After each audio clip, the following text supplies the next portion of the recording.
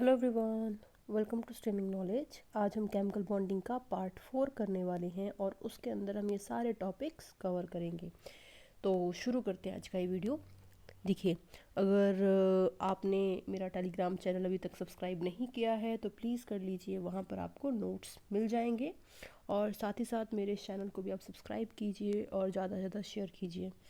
तो शुरू करते हैं आज का ये वीडियो। सबसे पहले हम बात करने वाले हैं फॉर्मल चार्ज के बारे में कि फॉर्मल चार्ज होता क्या है या वो किस चीज़ को बताता है। ठीक है, तो मैंने क्या बोला कि वो किस चीज़ को बताता है, मतलब कुछ ना कुछ तो बताता होगा। ठीक है, तो जो फॉर्मल चार्ज होता है वो एक्चुअली कोऑर्डिनेट बॉन्ड के बारे में इंफॉर्मेशन देगा। क्या बोल दिया मैंने, किस चीज़ के बारे में इंफॉर्मेशन देगा? वो देगा कोऑर्डिनेट बॉन्ड के बारे में इंफॉर्मेशन। ध्यान से सुनते जाइए, कोऑर्डिनेट बॉन्ड के बारे में इंफॉर्मेशन देता है। अब देखिए, इसके बारे में बताऊंगी मैं आपको कैसे देगा वो। ठीक है, तो कैसे देगा यहीं पर कर लेते हैं कि अगर सपोज करो फॉर्मल चार्ज आपका ज़ीरो आएगा आफ्टर कैलकुलेशन, तो मतलब कोई भी कोऑर्डिनेट बॉन्ड नहीं है। क्या बोल दिया मैंने कि अगर फॉर्मल चार्ज ज़ीरो आएगा तो कोई भी कोऑर्डिनेट बॉन्ड नहीं है। अगर फॉर्मल चार्ज +1 आता है तो क्या होगा, मीन्स जो एटम है जिसका फॉर्मल चार्ज +1 आ रहा है वो क्या कर रहा है, अपने इलेक्ट्रॉन्स को शेयर कर रहा है। क्या बोल दिया मैंने, जिसका +1 फॉर्मल चार्ज आएगा वो एटम अपने इलेक्ट्रॉन्स को शेयर कर रहा होगा। और अगर फॉर्मल चार्ज -1 आता है तो क्या होगा, तो कुछ भी नहीं, तो उल्टा हो जाएगा क्या कि एटम क्या कर रहा होगा, वो एक्सेप्ट कर रहा होगा इलेक्ट्रॉन्स को जो कि शेयर कर रहा है उससे। ठीक है, इतनी बात क्लियर होगी। तो देखते हैं कैसे आपको कैलकुलेट करना है फॉर्मल चार्ज। तो फॉर्मल चार्ज किसी भी एटम के ऊपर किसके बराबर होगा, तो number of valence electron of the atom. ठीक है, जितने वैलेंस इलेक्ट्रॉन होंगे एटम के उसमें से आप क्या करेंगे, माइनस कर देंगे number of unbounded electrons, means जो खाली पड़े होंगे जो कोई बॉन्ड नहीं बनाएंगे, minus half of bonded electron, मतलब जो बॉन्डेड इलेक्ट्रॉन्स होंगे उनका हाफ आपको उसमें से माइनस कर देना है। तो देखो करते हैं जरा, क्वेश्चंस देखते हैं। तो पहला आपके पास ये दे रखा है, ये क्या है पता चल गया होगा, O3 है, मीन्स ओजोन गैस है ये। ठीक है, तो देखिए हमने क्या बोला, फॉर्मल चार्ज हर एक एटम का होगा। ठीक है, फॉर्मल चार्ज हर एक एटम का होगा। तो देखिए हमने मान लिया ये 1 एटम है, ये 2 एटम है, ये 3 एटम है। ठीक है, तो देखिए जो फॉर्मल चार्ज फर्स्ट एटम पे होगा वो कितना होगा, तो ऑक्सीजन में नंबर ऑफ वैलेंस इलेक्ट्रॉन कितने होते हैं, कर सकते हो यार, आसान है ये तो, 6 होते हैं, 6 कर दिया मैंने। और नंबर ऑफ अनबाउंडेड इलेक्ट्रॉन यहाँ पर कितने हो जाएंगे, देखो यहाँ पर 1 2 3 4 कितने हो गए, 4, तो मैंने लिख दिया यहाँ पर 4, और माइनस हाफ ऑफ क्या, बाउंडेड इलेक्ट्रॉन जो बॉन्ड बना रहे हैं, कितने हो गए, 1 2 3 4, तो हो गए हमारे पास कितने, 4। तो कितना आ जाएगा ये जब सॉल्व करोगे आप, 0 आ जाएगा। ठीक है, मतलब यहाँ पर कोई भी कोऑर्डिनेट बॉन्ड नहीं होगा, नो कोऑर्डिनेट बॉन्ड। तो कोऑर्डिनेट बॉन्ड क्या हो गया यहाँ पर, 0। देखो कितना आसान है करना, तो 0 आएगा मीन्स नो कोऑर्डिनेट बॉन्ड। ठीक है, इतनी बात क्लियर हो गई। अब देखो सेकंड के ऊपर कैलकुलेट करो जरा। तो सेकंड आपके पास कौन सा है, ये वाला है। तो फिर से ऑक्सीजन का वैलेंस इलेक्ट्रॉन अगेन 6, उसके बाद माइनस जो हमारे पास क्या थे, नंबर ऑफ अनबाउंडेड इलेक्ट्रॉन कितने हैं इसके पास, 2 ही दिख रहे हैं, तो शायद आपको देखिए इसके सर के ऊपर सिर्फ 2 ही हैं, 1 और 2। उसके बाद नंबर ऑफ बाउंडेड इलेक्ट्रॉन्स का हाफ करना, तो कितने बाउंडेड इलेक्ट्रॉन्स है, 1 2 3 4 5 6, कितने हो गए 6, तो माइनस कर लीजिए हाफ ऑफ 6। ठीक है, तो जब सॉल्व करोगे तो कितना आ जाएगा, +1 आ जाएगा। इसका मतलब क्या हो गया, कोऑर्डिनेट बॉन्ड जो है बनेगा और जो ये एटम होगा वो क्या कर रहा होगा, वो डोनेट कर रहा होगा। डोनेट मीन्स शेयर कर रहा होगा। ठीक है, उसके पास लोन पेयर होगा और वो शेयर कर रहा होगा। इतनी बात क्लियर हो गई, मतलब डोनर है वो। और अब हम बात करते हैं तीसरे वाले की। जो थर्ड आइटम है अगेन ऑक्सीजन है, तो कितना आ जाएगा, बैलेंस इलेक्ट्रॉन 6 आ गए। और उसके बाद number of unpaired means sorry ये अनबाउंडेड इलेक्ट्रॉन 1 2 3 4 5 6, तो 6 मैंने यहाँ पर कर दिया, माइनस हाफ ऑफ बॉन्डेड कितने आ गए यहाँ पर, सिर्फ 2 आ जाएंगे, तो 2 लिख दिया यहाँ पर मैंने। तो आपके पास कितना आ जाएगा, ये -1 आ जाएगा। मीन्स ये क्या है, ये एक्सेप्टर एटम है जो कि क्या कर रहा है, जो क्या कर रहा है, ऑब्वियसली एक्सेप्ट कर रहा है। ठीक है, तो इस तरीके से आपको फाइंड आउट करना है। ठीक है, अब देखो HNO3 का भी देख लो, ये भी बहुत आसान है करना, कर लोगे शायद अब तो यार। अब एक काम करो, स्क्रीन को पॉज करो, खुद से अटेम्प्ट करो, फिर सिर्फ आंसर मैच करना। ठीक है, तो देखो हमने पहले क्या किया, फॉर्मल चार्ज ऑफ 1 किया हमने, तो 1 के ऊपर 1 पे क्या है, ऑक्सीजन है, राइट। पहले पे क्या है, ऑक्सीजन है, ऑक्सीजन के बैलेंस इलेक्ट्रॉन 6, उसके बाद अनबॉन्डेड 1 2 3 4, तो मैंने क्या कर दिया यहाँ पर 4 minus half of bounded means 1 2 3 4, तो 4 कर दिया मैंने यहाँ पर, ठीक है। तो आपके पास कितना जाएगा, 0, means no covalent bond, sorry coordinate bond, कोई भी कोऑर्डिनेट बॉन्ड नहीं होगा। सी भी यहाँ पर कोऑर्डिनेट बॉन्ड है, ठीक है ना, तो कोई भी कोऑर्डिनेट बॉन्ड नहीं होगा।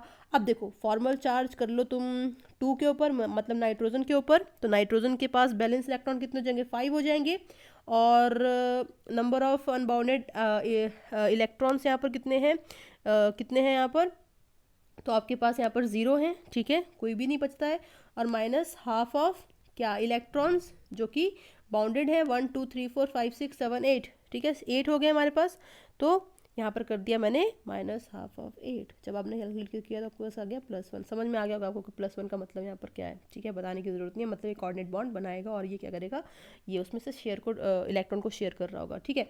अब देखो अगला देख लेते हैं, फॉर्मल चार्ज ऑन थर्ड, कर लो ये वाला भी, कितना जाएगा, 6 माइनस कितना जाएगा इसमें, 6 माइनस हाफ ऑफ 2, तो कितना जाएगा ये, अगेन -1 आ जाएगा। तो समझ में आ गया होगा इसका मतलब क्या है, आपको कोऑर्डिनेट बॉन्ड बनाएगा और ये क्या होगा, एक्सेप्टर वाला होगा। अगला फॉर्मल चार्ज ऑन 4, कितना आ जाएगा ये, कर लो ये वाला भी कैलकुलेट, तो 6 माइनस 4 माइनस हाफ ऑफ 4, तो कितना आ जाएगा ये again 6 means no coordinate bond, ठीक है। बहुत ही आसान है करना, आराम से कर सकते हो यार, ठीक है। आगे चलते हैं, ठीक है, 2 ही क्वेश्चंस थे और इससे हम पता चल गया कि फॉर्मल चार्ज जो है आपको कोऑर्डिनेट बॉन्ड के बारे में बताएगा, ठीक है। अब हम चलते हैं रेजोनेंस के ऊपर। देखो क्या होता है, जो लुईस था, ठीक है, एक्चुअली वो ये सब चीज़ें एक्सप्लेन करने में फेल हो गया था। इसके बाद हमारे पास आने वाली है बैलेंस बॉन्ड थ्योरी। तो लुईस और वैलेंस बैंड के बीच में कुछ एक आप बोल सकते हैं प्रोग्रेस हुई केमिकल बॉन्डिंग की तरफ, ठीक है।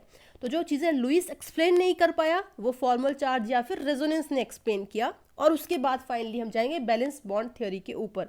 अगर आपको याद हो तो लुईस ने क्या किया, सिर्फ एक स्ट्रक्चर कुछ इस तरीके का बनाया, ठीक है, ये क्या है, ओजोन है, तो ओजोन का सिर्फ एक स्ट्रक्चर बनाया, लेकिन आपको पता है कि पॉसिबिलिटी ये भी हो सकती है, अरे भाई जो डबल बॉन्ड है वो यहाँ पर भी तो हो सकता है और यहाँ सिंगल बॉन्ड हो सकता है, क्योंकि सारे ऑक्सीजन तो सेम है, तो मतलब ये वाली पॉसिबिलिटी भी हो सकती है, इक्वल चांसेस है। तो देखो लुईस ने इस चीज़ को एक्सप्लेन ही नहीं कर पाया वो, ठीक है, तो इसलिए बाद में क्या आएगी, रेजोनेंस आएगी। रेजोनेंस क्या बोलेगी, भाई देखो एक स्ट्रक्चर अगर ये है ओजोन गैस का, तो भाई ये भी तो हो सकता है, जहां पर 1 2 के बीच में यहाँ पर डबल बॉन्ड है और 2 3 के बीच में सिंगल बॉन्ड है, वहीं पर 1 2 के बीच में सिंगल बॉन्ड हो सकता है और 2 3 के बीच में डबल बॉन्ड हो सकता है, तो ये पॉसिबिलिटी भी तो है। तो उसने बोला कि ये क्या होंगे, ये कैनोनिकल स्ट्रक्चर्स हम बोलेंगे, जब भी हमारे पास किसी एक मॉलिक्यूल के मोर देन 1 स्ट्रक्चर बनेंगे तो उनको हम बोल देंगे कैनोनिकल स्ट्रक्चर्स, और जो उनका आप बोल सकते हैं हाइब्रिड होगा, या आप बोलेंगे कि जो हमारे पास एक स्ट्रक्चर आएगा कि कैसा ओजोन दिखेगा, वो कुछ इस तरीके का दिखेगा। मतलब यहाँ पर हमने क्या किया, यहाँ पर डबल बॉन्ड को पार्शियल शो कर दिया, बिकॉज जो डबल बॉन्ड है वो यहाँ पर भी हो सकता है, यहाँ पर भी हो सकता है, तो ये क्या है, यहाँ पर पार्शियल डबल बॉन्ड कैरेक्टर जो है यहाँ पर शो कर दिया गया, इसको हम बोलते हैं रेजोनेंस हाइब्रिड। तो याद रखना है क्या है ये। अब देखिए अगर आपसे बोलता है कि एवरेज बॉन्ड ऑर्डर हो कितना होगा, तो आपको कैसे फाइंड आउट करना है, टोटल बॉन्ड्स कितने हैं यहाँ पर, 1 2 कितने हैं, 1 2 3 हैं, तो 3 होगा टोटल बॉन्ड्स। उसके बाद अगर हम बात करते हैं जो 3 बॉन्ड्स हैं, ठीक है, वो कितनी जगहों पर है, तो एक जगह, 2 जगह, कितनी जगहों पर, 2 ही प्लेसेस पे है, तो डिवाइडेड बाय 2 कर दिया मैंने, कितना आ गया आपके पास, 1.5 आ गया, मीन्स जो आपका एवरेज बॉन्ड ऑर्डर होगा वो 1.5 होगा। अब देखिए अगला देख लेते हैं, आपको उससे समझ में आ जाएगा कि सपोज करो हमारे पास यहाँ पर क्या है, CO3 नेगेटिव है, CO3 2 नेगेटिव है, तो देखो यहाँ पर क्या होगा कि C है और इस तरीके से कुछ इसका स्ट्रक्चर बन जाएगा, एक ये बन गया। अब देखिए जो ये नेगेटिव चार्जेस हैं वो इसके ऊपर भी हो सकते हैं, मतलब इन दोनों के ऊपर भी हो सकते हैं, मतलब 3 स्ट्रक्चर बनेंगे, आप बना सकते हो, मीन्स एक डबल बॉन्ड यहाँ बन सकता है, फिर दूसरे में डबल बॉन्ड यहाँ बन सकता है, तीसरे में यहाँ बन सकता है, कुछ भी पॉसिबल है। तो हमारे पास 3 कैनोनिकल स्ट्रक्चर्स बनेंगे, और इसका जो एवरेज स्ट्रक्चर होगा या रेजोनेंस हाइब्रिड स्ट्रक्चर होगा वो कैसे होगा, इस तरीके से बन जाएगा। ओवरऑल जो -2 चार्ज होगा आप ब्रैकेट लगा के बाहर लिख दोगे, ठीक है। तो ये चीज़ हो गई। तो यहाँ पर ये क्या है, यहाँ पर पार्शियल बॉन्ड करेक्टर आ गया है इन बॉन्ड्स में, और ये क्या है, रेजोनेंस हाइब्रिड स्ट्रक्चर है। अब देखिए अगर आपसे बोलता है कोई किसका एवरेज बॉन्ड ऑर्डर निकालो, तो कैसे निकालोगे, टोटल बॉन्ड्स कितने हैं यहाँ पर, तो 1 2 3 4, टोटल बॉन्ड्स कितने हैं, 4 हैं, और कितने प्लेसेस हैं, तो 1 2 3, कितने प्लेसेस हैं, 1 2 3, तो 4/3 कर देंगे। इसमें कैसे किया था हमने, 1 2 3 बॉन्ड्स थे और प्लेसेस कितने थे, तो 1 2, ठीक है। तो वैसे इसमें क्या जाएगा यहाँ पर 4/3 3 आ जाएगा। एवरेज बॉन्ड ऑर्डर तो लिख दिया मैंने, एवरेज बॉन्ड ऑर्डर 4/3 जो कि आ जाएगा 1.33। ठीक है, इतनी बात क्लियर हो गई। और अगर हम बात करते हैं एवरेज चार्ज की, क्या बोल दिया मैंने, एवरेज चार्ज की, तो एवरेज चार्ज कितना हो जाएगा, तो देखो कितना हो जाएगा ये, कि यहाँ पर टोटल चार्ज कितना है -2, और -2 जो चार्ज है वो कितने स्ट्रक्चर्स में बटा हुआ है, 3 स्ट्रक्चर्स में बटा हुआ है। तो हमारे पास कितना आ जाएगा यहाँ पर, -2 / 3 आ जाएगा, जो कि आपके पास 0.66 कूलम आ जाएगा, -0.66 कूलम। ठीक है, आसान है करना। अब देखिए अगला भी देख लेते हैं हम लोग। तो आपके पास यहाँ पर क्या है, PO4 नेगेटिव है, फॉस्फेट आयन है। तो देखिए एवरेज चार्ज इसमें क्या आ जाएगा, देखिए इसमें भी कितने कैनोनिकल स्ट्रक्चर बनेंगे, 4 ही बनेंगे, क्योंकि डबल बॉन्ड यहाँ हो सकता है, या फिर यहाँ हो सकता है, या फिर यहाँ हो सकता है, या फिर यहाँ हो सकता है। तो 4 कैनोनिकल स्ट्रक्चर्स बनेंगे, पहली चीज़। अब देखिए एवरेज चार्ज कितना होगा, तो चार्ज कैसे फाइंड आउट करोगे आप, टोटल चार्ज -3 है, ठीक है, -3 लिख दिया। और टोटल कितने स्ट्रक्चर्स हो सकते हैं, कितने प्लेसेस होंगे, प्लेसेस भी आप ले सकते हो, तो कितने होंगे, 4 प्लेसेस होंगे। तो 4 कर दिया हमने, तो कितना आ जाएगा ये 0.75, कितना आ जाएगा ये, -0.75 आ जाएगा। ठीक है, वैसे आप क्या कर सकते हो, average bond order find out कर सकते हो। कैसे करोगे, तो टोटल नंबर ऑफ बॉन्ड्स को कैलकुलेट कर लीजिए, 1 2 3 4 5 बॉन्ड्स हो गए यहाँ पर। तो 5 और प्लेसेस कितने आ जाएंगे, 4 आ जाएंगे। तो कितना आ गया आपके पास, ये 1.25 आ गया। अब देखिए बाकी का आप ये सल्फेट वाला खुद करिए अटेम्प्ट। ठीक है, तो यहाँ पर क्या हो गया, एवरेज बॉन्ड ऑर्डर कितना जाएगा, 6 बॉन्ड्स आ जाएंगे, 4 प्लेसेस आ गए, और 1.5 हो जाएगा। ठीक है, और वैसे एवरेज चार्ज कितना आ जाएगा, तो -2 / कितना हो जाएगा, -2 / 4 हो जाएगा। तो आपके पास आ जाएगा ये -0.5। ठीक है, तो इस तरीके से आपको कैलकुलेट करना है। अब देखिए वही चीज़ लिखी है कि जो ल्यूइस डॉट स्ट्रक्चर था वो क्या नहीं एक्सप्लेन कर पाया था, इस चीज़ को एक्सप्लेन नहीं कर पाया था, कि वो सारी की सारी जो प्रॉपर्टीज़ थी कंपाउंड की वो एक्सप्लेन नहीं कर पाया था। तो जो रेजोनेंस था उसमें क्या बताया गया कि जो मतलब कई बार क्या हो रहा है कि जब एक स्ट्रक्चर जो है किसी कंपाउंड की पूरी प्रॉपर्टीज़ को एक्सप्लेन नहीं कर पा रहा है, तो उस केस में उसके कैनोनिकल स्ट्रक्चर्स को ड्रॉ करना पड़ेगा, और जो कैनोनिकल स्ट्रक्चर्स हैं वो मिलकर उस कंपाउंड की कंप्लीट प्रॉपर्टीज़ को एक्सप्लेन कर देंगे। ठीक है, तो वही लिखा है, when one Lewis dot structure cannot explain all the properties of compound, then more than one structures are required to explain all the properties of compound, and actual structure is in between the structure of all. ठीक है, simple चीज़ है कि जब एक structure explain नहीं कर पाएगा तो उसके मोर देन वन स्ट्रक्चर्स जो एग्जिस्ट करेंगे, जो मिलकर उस कंपाउंड की सारी प्रॉपर्टीज को एक्सप्लेन करेंगे। ठीक है, और जितने भी पॉसिबल स्ट्रक्चर्स होंगे उस कंपाउंड के, उनको बोल देंगे हम लोग कैनोनिकल स्ट्रक्चर्स। ठीक है, और साथ ही साथ जो एक्चुअल स्ट्रक्चर होगा वो उन सारे कैनोनिकल स्ट्रक्चर के बीच में कहीं पर लाई करेगा, जिसको हम बोल देंगे रेजोनेंस हाइब्रिड। ठीक है, इतनी बात क्लियर हो गई। अब जैसे बेंजीन है हमारे पास, ये क्या है, बेंजीन है, तो बेंजीन में क्या होगा, 1 2 3 4 5 6। तो देखिए इस केस में क्या है, 1 और 2 के बीच में डबल बॉन्ड है, लेकिन इस केस में क्या है, 1 और 6 के बीच में डबल बॉन्ड है, राइट। तो मतलब ये और ये दोनों पॉसिबल हैं बेंजीन के स्ट्रक्चर, तो मतलब ये दो क्या हो गए, उसके कैनोनिकल स्ट्रक्चर्स हो गए।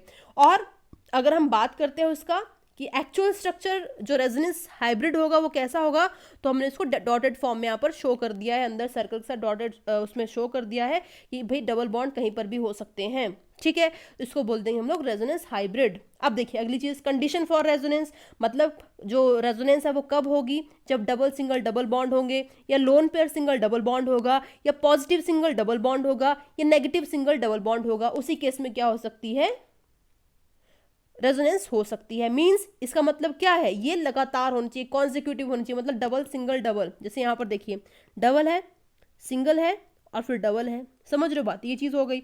या फिर देखिए ये वाला था यहाँ पर कुछ नेगेटिव सिंगल डबल हो गया। ठीक है, तो मतलब क्या होना चाहिए कि इस ऑर्डर में वो होने चाहिए, लगातार होने चाहिए, तभी क्या हो सकती है, रेजोनेंस पॉसिबल हो सकती है। देखिए इसमें और भी कंडीशंस आएंगी 5 6, वो आप आगे चलकर ऑर्गेनिक केमिस्ट्री में करने वाले हो, फिलहाल हम बस इतनी ही करेंगे। ठीक है, यही 4 कंडीशंस हम देखेंगे कि पहले double single double, lone pair single double, and positive single double, and negative single double. Negative यहाँ पर, पॉजिटिव यहाँ पर क्या है, कैटायन और एनायन मींस चार्जेस की बात यहाँ पर हो रही है। ठीक है, ये चीज़ हो गई। अब देखो, अब चलते हैं हम लोग बैलेंस बॉन्ड थ्योरी के ऊपर।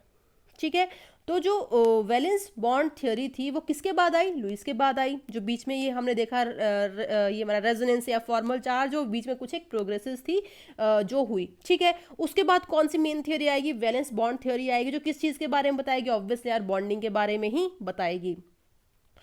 पहली चीज उसने क्या बोल दी, बैलेंस बॉन्ड थ्योरी ने पहली चीज क्या बोली कि कोवलेंट बॉन्ड जो है कब बनेगा, क्या बोला उसने, कोवलेंट बॉन्ड जो है कब बनेगा, तो उसने बोला कि कोवलेंट बॉन्ड तभी बन सकता है जब दो एटम्स के एटॉमिक ऑर्बिटल्स जो हैं, ठीक है, पास पास आए और फिर वो क्या कर जाए, कंबाइन कर जाए, तभी जो है आपका कोवलेंट बॉन्ड बन सकता है। मींस दो एटम के पास में आना जरूरी है तभी वो बनेगा, ठीक है, ये चीज हो गई। बाद में क्या होगा कि ये मतलब कि जो ओवरलैपिंग होगी या जो भी ऑर्बिटल्स जो है पास में आएंगी, ठीक है, वो पॉसिबल कब है, वो पॉसिबल कब है, जब किसी एटम का हाफ फिल्ड एटॉमिक ऑर्बिटल्स होंगे तभी वो चीज पॉसिबल है, और उसको हम क्या बोल देंगे, ओवरलैपिंग बोल देंगे। तो मैंने क्या क्या बोला, एक बार फिर से रिपीट करती हूँ, मैंने क्या क्या बोला, पहली चीज मैंने क्या बोल दी कि बॉन्ड कब बनेगा, जब एटॉमिक ऑर्बिटल्स पास पास आएंगे, और साथ ही साथ इस केस में क्या होना चाहिए कि जो एटॉमिक ऑर्बिटल्स होनी चाहिए वो खाली होनी चाहिए, हाफ फिल्ड होनी चाहिए। अगर उनके पास स्पेस ही नहीं होगी तो भाई बॉन्ड कहां से बनेगा, कोवलेंट बॉन्ड में शेयरिंग हो रही थी, तो शेयरिंग के लिए क्या चाहिए, कुछ जेब खाली होनी चाहिए, समझ रहे हो बात, तो यहाँ पर जेब का खाली होना जरूरी है। तो वही लिखा है, देखिए, two atoms must come close to each other so that their atomic orbitals combines with each other, this combination of half filled atomic orbital is called overlapping of orbitals. तो वो क्या करेंगी, ओवरलैप करेंगी, ठीक है। अब देखिए एग्जांपल देखिए, यहाँ पर CH4 लिखा हुआ है, तो जो कॉन्फ़िगरेशन होती है कार्बन की वो क्या हो जाएगी, 1s2 2s2 2p2 हो जाएगी, लिख सकते हैं आप।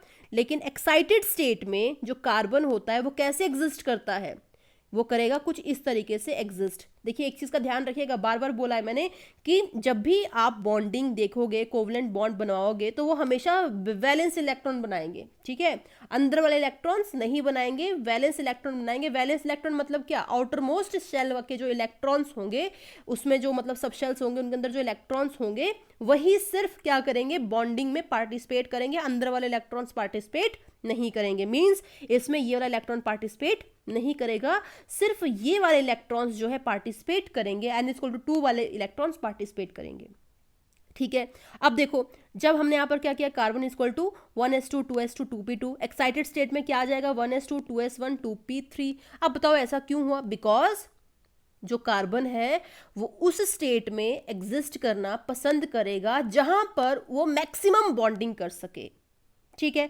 क्यों, देखो यहां पर तो पूरे के पूरे दो ही हो गए, यहां पर क्या है एक, यहां पर क्या है एक।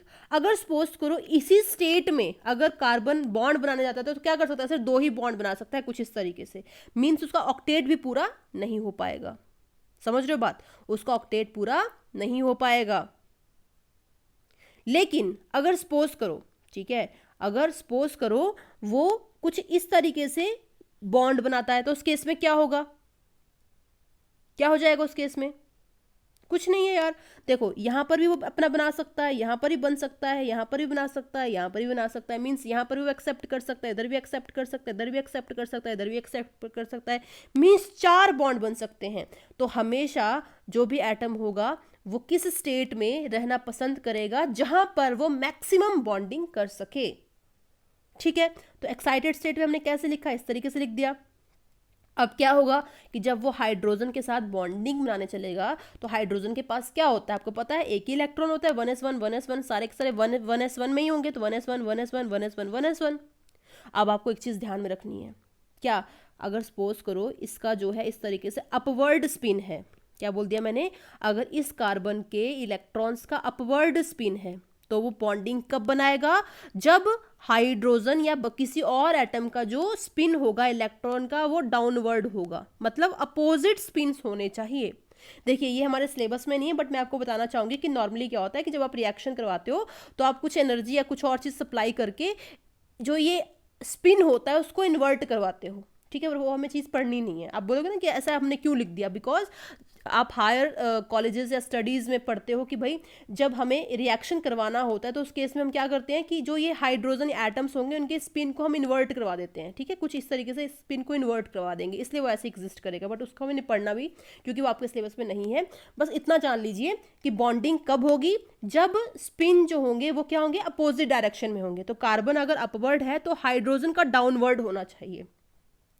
इतनी बात क्लियर हो गई। अब क्या होगा, ऑब्वियसली यार ये वाला यहाँ शेयर कर लेगा अपने आप को, ये वाला यहाँ कर लेगा, ये वाला यहाँ कर लेगा, ये वाला यहाँ कर लेगा, और इस तरीके से इनके बीच में बॉन्डिंग हो जाएगी। तो बॉन्डिंग के बाद कैसे दिखेगा, इस तरीके से दिखेगा, मीन्स दोनों का ही अपना ऑक्टेट कार्बन का और डुप्लेट हाइड्रोजन का कंप्लीट हो जाता है इस तरीके से। ठीक है, समझ में आ गई बात। तो इस तरीके से क्या है, कार्बन आपका बॉन्ड बनाएगा। अब देखिए जो मेन पॉइंट्स है बैलेंस बॉन्ड थ्योरी के, वो क्या क्या है। पहली चीज कि जो ओवरलैपिंग है ऑर्बिटल्स की, ठीक है, वो कब हो सकती है, जब ऑर्बिटल्स हाफ फिल्ड होंगी या अपोजिट स्पिन के इलेक्ट्रॉन्स होंगे। हाफ फिल्ड हो गया तभी तो शेयरिंग हो पाएगी ना, अगर पूरी जेब भरी है तो वो क्यों लेना पसंद करेगा। तो हाफ फिल्ड होनी चाहिए, साथ ही साथ जो स्पिन है इलेक्ट्रॉन्स का वो अपोजिट होना चाहिए, वो मैं आपको एक्सप्लेन कर चुकी हूं। ठीक है, अगली चीज कि जो ओवरलैपिंग होनी चाहिए वो शुड बी लेस देन 50%। क्या बोल दिया, 50% से कम होनी चाहिए। अगर आपको याद हो तो शुरुआत में हमने कुछ इस तरीके का ग्राफ एक पढ़ा था, याद है, कुछ इस तरीके से पढ़ा था ना ग्राफ।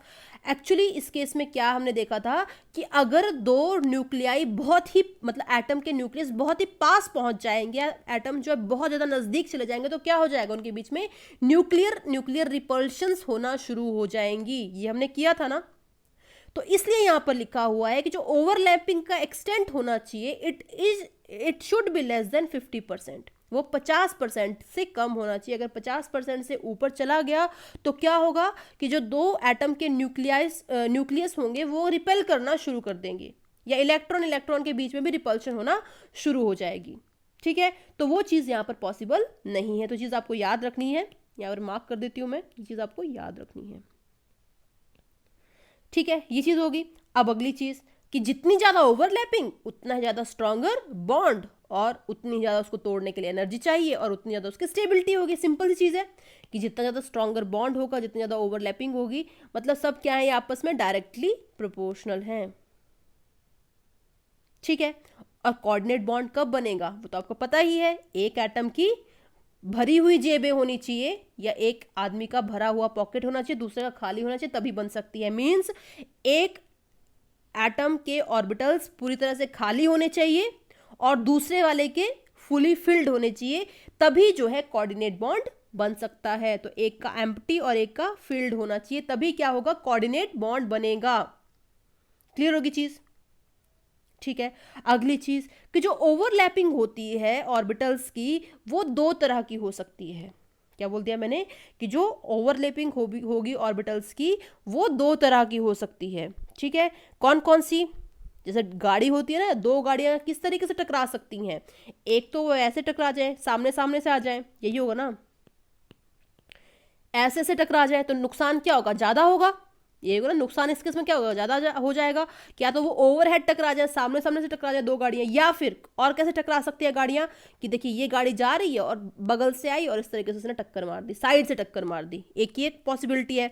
लेकिन जब ओवरहेड कोलिजन होता है बिल्कुल सामने सामने से, तो ज्यादा डिस्ट्रक्शन होता है, ज्यादा लॉस होता है एज कंपेयर टू साइड वाला। तो वही चीज यहां पर देखिएगा कि पहले हमारे पास ओवरलैपिंग जो है वो कौन सी है, एक्सियल या फिर हेड ऑन ओवरलैपिंग। क्या बोलते हैं मैंने, एक्सियल या फिर हेड ऑन ओवरलैपिंग, जिसपे क्या होंगे कि इस तरीके से आमने सामने जो है ओवरलैपिंग होगी, बिल्कुल सामने सामने ओवरलैपिंग होगी। ठीक है, उसको हम क्या बोल देंगे, हेड ऑन ओवरलैपिंग। वहीं पर एक केस ये भी है जिसमें क्या हो रही है, पैरेलल या फिर साइडवेज ओवरलैपिंग हो रही है। तो ओवरलैपिंग का एक्सटेंट ज्यादा किस में होगा, ऑब्वियसली इस केस में होगा। बता चुकी हूं मैं आपको, गाड़ियां जब सामने से टकराएंगी तो ज्यादा नुकसान होगा एज कंपेयर टू साइड वाला। ठीक है, तो वैसे इसमें एक्सटेंट ऑफ ओवरलैपिंग कम हो जाएगा। इतनी बात क्लियर हो गई। थोड़ा सा आगे और बढ़ते हैं हम लोग। ठीक है, अब देखिए जो ओवरलैपिंग है, ठीक है, वो तीन तरीके की हो सकती है। ठीक है, क्या बोल दिया मैंने, ओवरलैपिंग जो है, देखिए जो ये जो क्लासिफिकेशन थी on the basis of axis थी। ठीक है, on the basis of axis थी, और जो ये वाली जो क्लासिफिकेशन है on the basis of overlapping है, sorry on the basis of sign of lobes है। ठीक है, तो पहले हमने क्या बोल दी, classification on the basis of axis, और ये वाली किस बेसिस पे है, on the sign of lobes. ठीक है, तो देखो जो साइन ऑफ लोब्स के बेसिस के ऊपर तीन तरीके की ओवरलैपिंग हो सकती है। ठीक है, कौन कौन सी, एक होगी पॉजिटिव ओवरलैपिंग, एक होगी नेगेटिव ओवरलैपिंग, एक होगी जीरो ओवरलैपिंग। क्या बोल दिया मैंने, positive overlapping, negative overlapping, zero overlapping. Positive overlapping कब होगी, जब यार ऑब्वियसली जब पॉजिटिव पॉजिटिव लोब्स आपस में टकराएंगे तो पॉजिटिव ओवरलैपिंग, या नेगेटिव नेगेटिव टकराएंगे तब भी क्या हो गया, पॉजिटिव ओवरलैपिंग। ठीक है, मतलब सेम साइन की होनी चाहिए। ठीक है, या फिर अगर हम बात करते हैं साइडवेज की तो देखिए पॉजिटिव पॉजिटिव नेगेटिव नेगेटिव जब आपस में कोलाइड करेंगे, ओवरलैप करेंगे, तब जाके जो है इस तरीके से पॉजिटिव ओवरलैपिंग होगी। अब यहाँ पर एक चीज़ आपको ध्यान रखनी है कि बॉन्ड कब बनेगा। ठीक है, बॉन्डिंग कब होगी, जब पॉजिटिव ओवरलैपिंग होगी, मतलब बॉन्ड सिर्फ इस केस में बनेगा आपका। लेकिन इसके अलावा कौन कौन सी ओवरलैपिंग हो सकती है, ये वाली भी हो सकती है। इसमें क्या हो रहा है कि एक लोब का नेगेटिव और दूसरे लोब का पॉजिटिव आपस में ओवरलैप कर रहे हैं, तो नेगेटिव ओवरलैपिंग हो रही है। और जीरो ओवरलैपिंग क्या होगी भाई, एक इंटरन्यूक्लियर एक्सिस और एक बिल्कुल परपेंडिकुलर। देखिए ये ऐसे और ये इसके परपेंडिकुलर, मींस यहाँ पर ओवरलैपिंग हो ही नहीं पाएगी, तो इसलिए इसको बोल दिया गया जीरो ओवरलैपिंग। ठीक है, इतनी बात क्लियर होगी। तो मैंने क्या क्या बोल दिया कि on the basis of sign of lobes जो ओवरलैपिंग है वो 3 तरीके की हो सकती है, पॉजिटिव ओवरलैपिंग, नेगेटिव ओवरलैपिंग या फिर जीरो ओवरलैपिंग। जो आपका बॉन्ड होगा वो सिर्फ पॉजिटिव ओवरलैपिंग के केस में बनेगा। इतनी बात क्लियर होगी। थोड़ा सा आगे बढ़ते हैं हम लोग। अब देखिए यहाँ पर वही लिखा है यहाँ पर कि सिर्फ जो पॉजिटिव ओवरलैपिंग होगी उसी के कारण क्या बनेगा, केमिकल बॉन्ड बनेगा। अब देखिए एक और चीज आपको याद रखनी है कि अगर सपोज करो सेम सेम सबशेल के ऑर्बिटल्स अगर ओवरलैप करेंगे तो बॉन्डिंग ज्यादा स्ट्रांग होगी एज कंपेयर टू डिफरेंट। समझ में आई बात मैंने क्या बोला कि अगर सेम सबशेल के ऑर्बिटल्स के इलेक्ट्रॉन्स जब ओवरलैप करेंगे तो ज्यादा स्ट्रॉन्ग या अच्छी बॉन्डिंग होगी एज कंपेयर टू अलग अलग के। तो इसलिए 1s की जो बॉन्डिंग होगी it will be good as compare to 1s 2s या फिर 1s 3s या फिर 1s 4s। तो मैंने यहाँ पर ऑर्डर लिखा हुआ है। ठीक है, अब जैसे यहाँ पर एग्जांपल है, आपके पास 4 यहाँ पर कंपाउंड्स दे रखे हैं, HF, HCl, HBr, HI 4 हैं। तो हाइड्रोजन का कौन सा ऑर्बिटल ओवरलैप करेगा, और मतलब कौन सी ऑर्बिटल के इलेक्ट्रॉन्स ओवरलैप करेंगे, 1s के ऑर्बिटल्स के इलेक्ट्रॉन ओवरलैप करेंगे। F के कौन से होंगे, 2p होंगे। ठीक है, वैसे H के 1s होंगे और क्लोरीन के 3p होंगे। H के 1s होंगे, ब्रोमीन के 4p होंगे। क्योंकि सबके हम वैलेंस इलेक्ट्रॉन्स लेते हैं ना, तो इसलिए यहाँ पर वैलेंस इलेक्ट्रॉन्स जो है ये वाले हैं। ठीक है, इसका हाइड्रोजन 1s, आयोडीन का 5p। तो सबसे अच्छी ओवरलैपिंग किस केस में होगी, हाइड्रोजन फ्लोराइड के केस में होगी as compare to other one. तो इसलिए हम क्या बोल सकते हैं कि एक्सटेंट ऑफ ओवरलैपिंग मैक्सिमम कहाँ पर होगा, HF में ज़्यादा होगा, फिर HCl में होगा, फिर HBr में होगा, फिर HI में होगा। और वहीं पर जो बॉन्ड स्ट्रेंथ का ऑर्डर होगा वो भी वैसा ही बनेगा, क्योंकि ज़्यादा अच्छे तरीके से ओवरलैपिंग मीन्स अच्छा स्ट्रेंथ बॉन्ड का ज़्यादा एनर्जी से तोड़ने के लिए चाहिए। और वहीं पर अगर जो है वीक बॉन्ड होगा तो आपको पता है कि ज़्यादा ईजिली वो क्या कर पाएगा, H को दे पाएगा, H पॉजिटिव को दे पाएगा। तो एसिडिक स्ट्रेंथ सबसे ज़्यादा किसकी हो जाएगी, HI की हो जाएगी, बिकॉज जो HI है वो क्या कर पाएगा, बहुत ईजिली H को दे पाएगा, क्योंकि यहाँ पर एक्सटेंट ऑफ ओवरलैपिंग जो है बहुत ही कम है और साथ ही साथ जो बॉन्ड है वो बहुत ज़्यादा वीक है, इसलिए HI जो है ईजिली H को लूज कर देगा। तो HI फिर HBr, HCl, HF, इतना हो गया। ठीक है, अब देखो अगली चीज, अब आपको पता है जो s ऑर्बिटल्स थी हमने एटॉमिक स्ट्रक्चर में पढ़ा था वो कैसी होती है, स्फेरिकल होती है, कुछ इस तरीके की होती है, दे आर नॉन डायरेक्शनल। ठीक है, वो क्या होती है, नॉन डायरेक्शनल होती हैं। ठीक है, वो हमेशा ही कौन सी ओवरलैपिंग करेंगी, वो हमेशा हेड ऑन ओवरलैपिंग करेंगी। क्या बोल दिया मैंने, वो नॉन डायरेक्शनल होती हैं और वो हमेशा ही हेड ऑन ओवरलैपिंग करेंगी।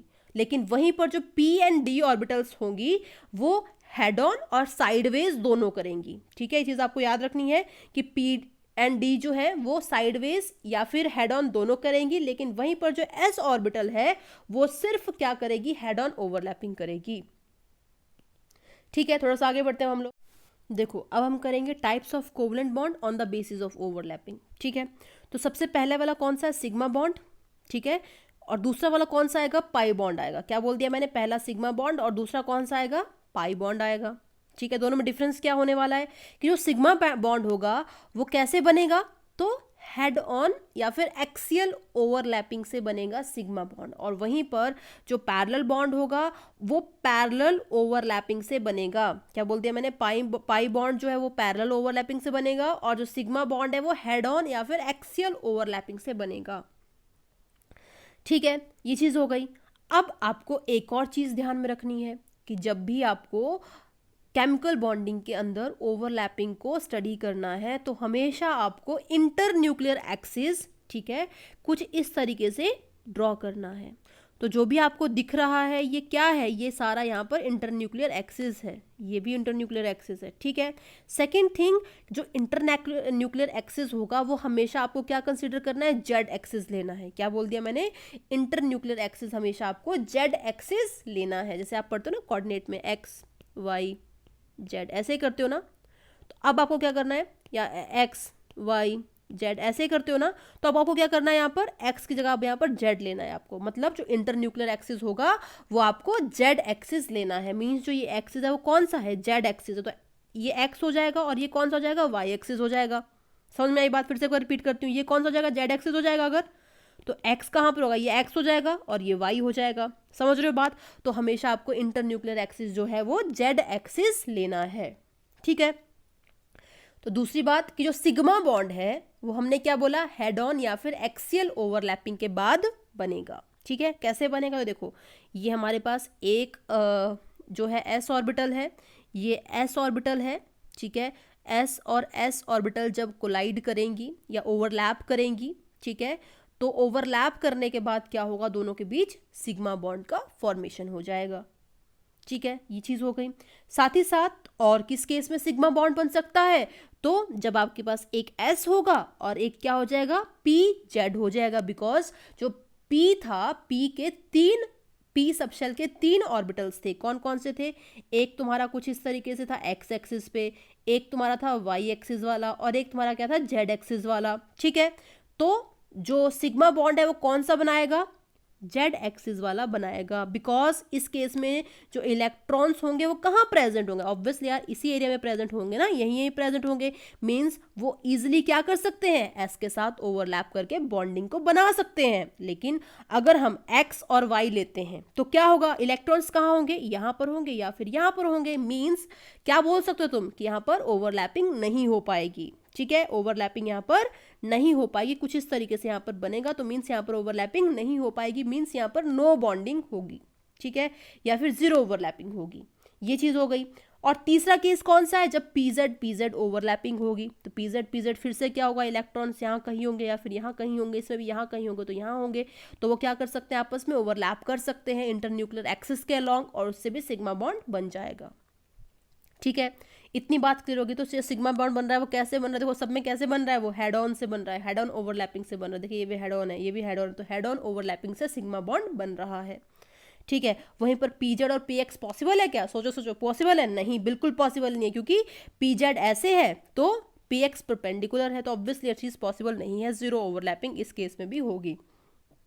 तो हमने क्या देखा कि जो सिग्मा बॉन्ड है वो कब कब बनेगा, तो सिग्मा बॉन्ड कब कब बनेगा, जब एस और एस कंबाइन होंगे, या एस या पीजेड ओवरलैप होंगे, या फिर पीजेड ओवरलैप होंगे। मींस तीन ही केसेस में क्या हो सकता है, तीन ही केसेस में क्या हो सकता है, आपके पास सिग्मा बॉन्ड बन सकता है, ठीक है। तो एस एस एस पीजेड या फिर पीजेड, तो तीन केसेस में आपके पास सिग्मा बॉन्ड बन सकता है। अब देखिए बात करते हैं हम लोग पाई बॉन्ड की।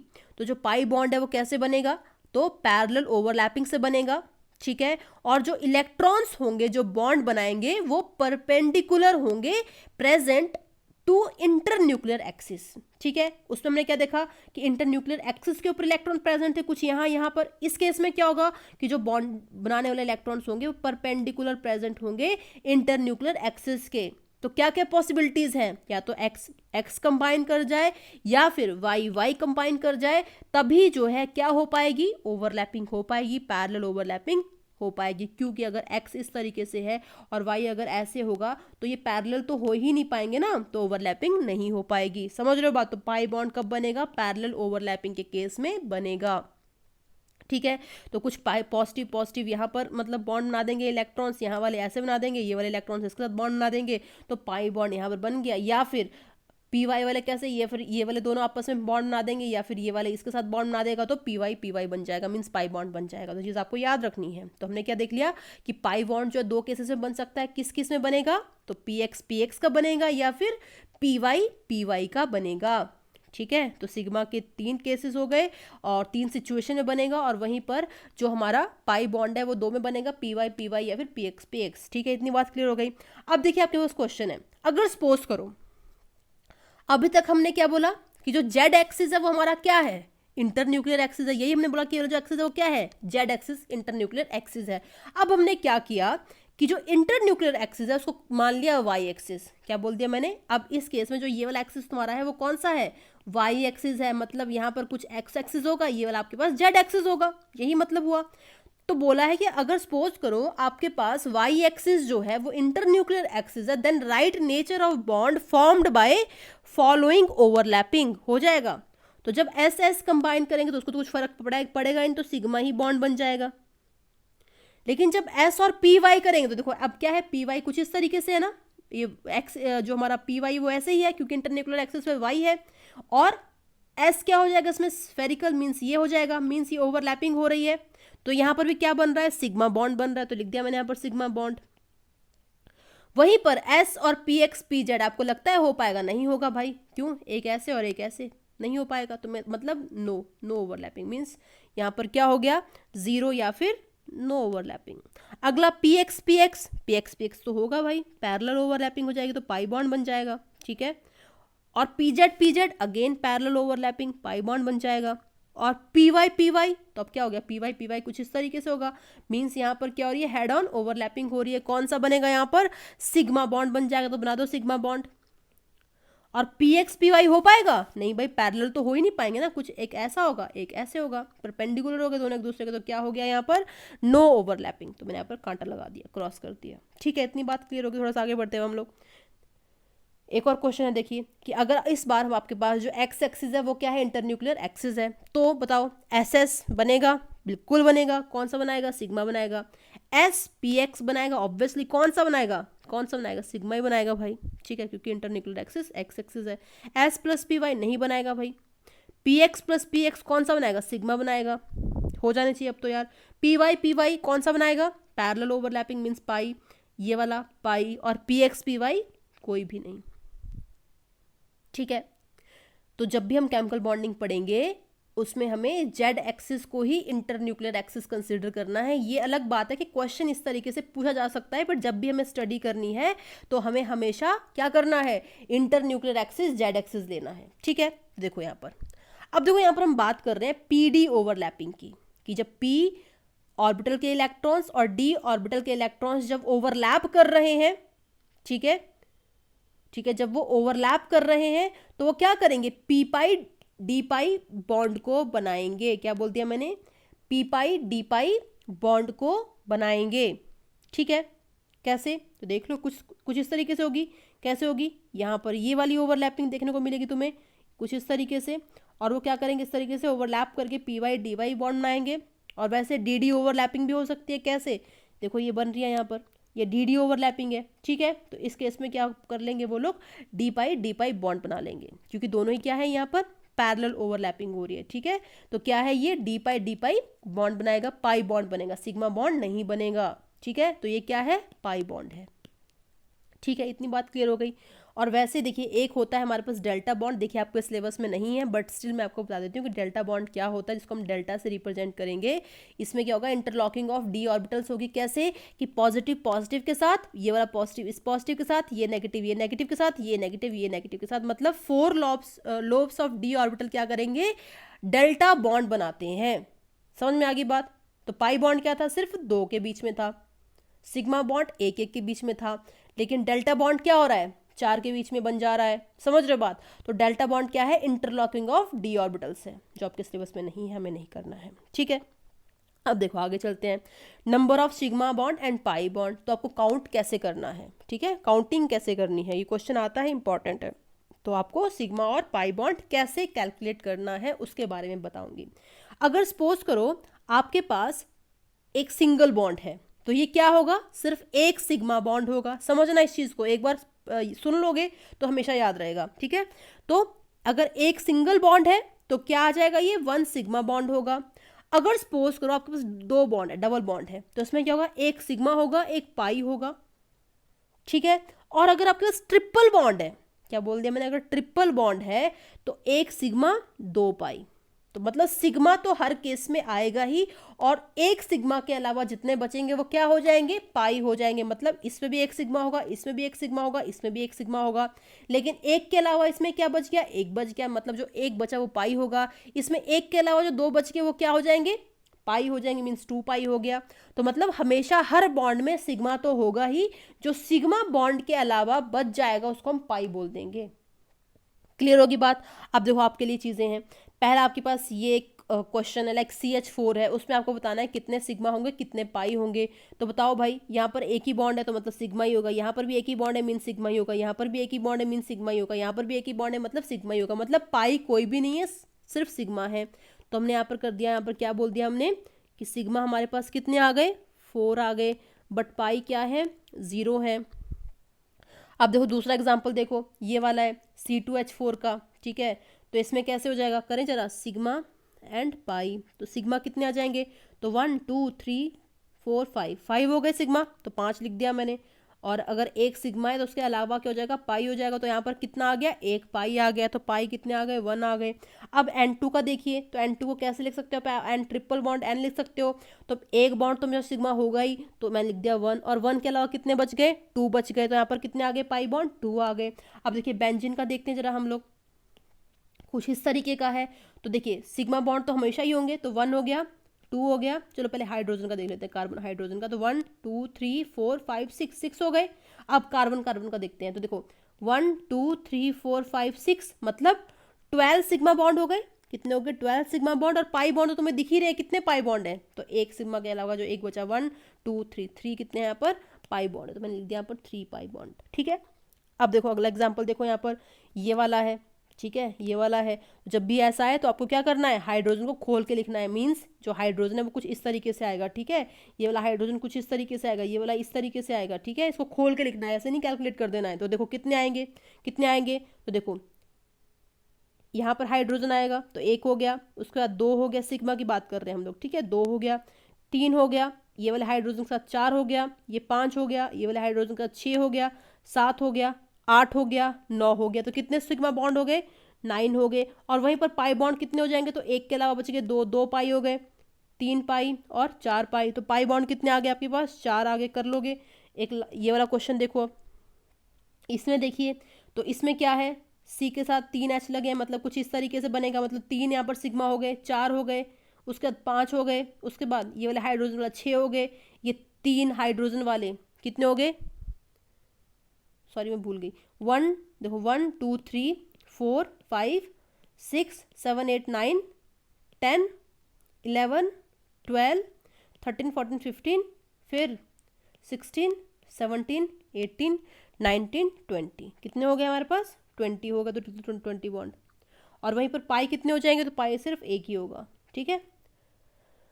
आई होप चीज़ें क्लियर होगी होंगी। चलो देखो अब सल्फ्यूरिक एसिड और एक फॉस्फोरिक एसिड कर लेते हैं, ठीक है। तो सल्फ्यूरिक एसिड का स्ट्रक्चर कैसा था बता दूं मैं, यहाँ पर कुछ इस तरीके का था ना,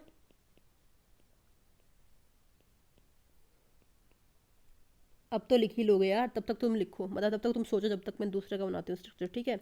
और फॉस्फोरिक एसिड का क्या था, तो कुछ इस तरीके का था,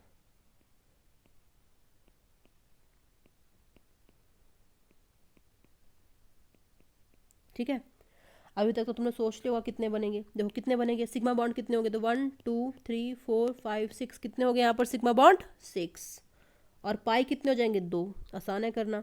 और देखो इसमें देखिए कितने हैं सिग्मा बॉन्ड, तो 1 2 3 4 5 6 7 कितने हैं 7 सिग्मा, तो 7 सिग्मा लिख दिया मैंने। और वहीं पर पाई कितने हो जाएंगे यहाँ पर 1 पाई, तो कितना आ गया यहाँ पर 1 पाई।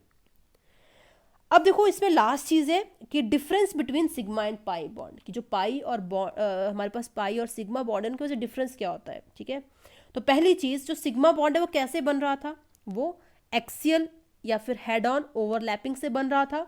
और वहीं पर जो पाई बॉन्ड था वो कैसे बन रहा था, तो पैरेलल ओवरलैपिंग से बन रहा था, ऑलरेडी हमने देख लिया। जो सिग्मा बॉन्ड था उसमें जो इलेक्ट्रॉन क्लाउड था वो कहाँ पर था, तो ऑब्वियसली यार सिमेट्रिकल था वो इंटरन्यूक्लियर एक्सिस के। और वहीं पर जो इलेक्ट्रॉन क्लाउड था पाई बॉन्ड में वो कहाँ पर था, ऊपर और नीचे था, above and below the internuclear axis. Sigma bond जो होगा वो बहुत ज़्यादा स्टेबल बनेगा और लेस रिएक्टिव होगा, क्योंकि स्टेबल ज़्यादा तो ऑब्वियसली लेस रिएक्टिव होगा। वहीं पर जो पाई बॉन्ड होगा वो लेस स्टेबल होगा और मोर रिएक्टिव होगा। सिग्मा बॉन्ड जो है इंडिपेंडेंटली एग्जिस्ट कर सकता है, बट पाई बॉन्ड हमेशा सिग्मा के साथ एग्जिस्ट करेगा। ऑलरेडी हम देख चुके हैं कि सिग्मा जो है हर किसी में था, याद आया कुछ, इसमें भी सिग्मा, इसमें भी सिग्मा, ये भी सिग्मा, लेकिन पाई सिर्फ हमेशा जब सिग्मा होगा तभी होगा। तो वही लिखा है कि sigma bond can exist independently, but pi bond जो है वो सिग्मा के साथ ही एग्जिस्ट करेगा। साथ ही साथ जो फ्री रोटेशन होगी वो सिर्फ सिग्मा बॉन्ड के अराउंड पॉसिबल है, लेकिन फ्री रोटेशन जो है पाई बॉन्ड के अराउंड पॉसिबल नहीं है, क्योंकि ऑब्वियसली इतना मोटा हो गया भाई, कहाँ से तुम इसके अराउंड घूम पाओगे। सिग्मा तो बेचारा हल्का फुल्का है, आराम से तुम घूम सकते हो उसके अराउंड, ठीक है। तो भैया कितना मोटा हो गया, इसके अराउंड कोई भी नहीं घूम पाएगा। और तो वही यहाँ पर लिखा है कि free rotation is not possible along pi bond, but sigma bond के अलॉन्ग जो है ये चीज़ पॉसिबल है। अगली चीज़, जो सिग्मा बॉन्ड है वो क्या करेगा, हेल्प करेगा ज्योमेट्री को डिटरमिन करने में, बट पाई बॉन्ड जो है इसमें कोई रोल प्ले नहीं करता है। तो हमने क्या क्या बोल दिया कि सिग्मा बॉन्ड में ओवरलैपिंग, इसमें पैरेलल, ये सिमेट्रिकल लॉन्ग इंटरन्यूक्लियर एक्सिस, ये बिलो और अप, और ये ज़्यादा स्टेबल लेस रिएक्टिव, ये लेस स्टेबल मोर रिएक्टिव। उसका दिया इंडिपेंडेंटली एग्जिस्ट कर सकता है, ये बिल्कुल नहीं एग्जिस्ट कर सकता है। फ्री रोटेशन जो है सिग्मा बॉन्ड के अराउंड पॉसिबल है, इसमें नहीं पॉसिबल है। ये ज्योमेट्री बताने में हेल्प करेगा, बट ये कोई हेल्प नहीं करेगा, इसका कोई रोल नहीं है, ठीक है। तो बस आज हम इतना ही करेंगे, बाकी की चीज़ें नेक्स्ट लेक्चर में करेंगे। और अगर आपको कोई डाउट आता है तो आप कमेंट सेक्शन में पूछ सकते हैं, ठीक है। और आप प्लीज़ मेरे इस चैनल को सब्सक्राइब कीजिए, शेयर कीजिए, और टेलीग्राम चैनल को भी सब्सक्राइब कीजिए। Thank you.